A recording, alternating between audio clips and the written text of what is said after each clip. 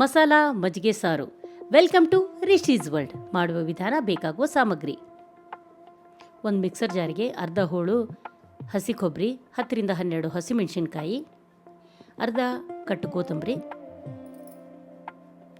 20ರಿಂದ 22 ಎಸಳು ಬೆಳ್ಳುಳ್ಳಿ, 1 ಟೀ ಚಮಚಷ್ಟು ಜೀರಿಗೆ, 2 ಇಂಚು ಹಸಿ ಶುಂಠಿ. ಸ್ವಲ್ಪ ನೀರು ಹಾಕ್ಕೊಂಡು ಈ ರೀತಿ ರುಬ್ಕೋಬೇಕು. ಆಮೇಲೆ ಒಂದು ಬಾಣಲೆ ಇಟ್ಟು ಅದಕ್ಕೆ 2ರಿಂದ 3 ಟೇಬಲ್ ಸ್ಪೂನ್ ಎಣ್ಣೆ, 1 ಟೀ ಚಮಚ ಅಷ್ಟು ಸಾಸಿವೆ, 1 ಟೀ ಚಮಚ ಅಷ್ಟು ಜೀರಿಗೆ, 10ರಿಂದ 12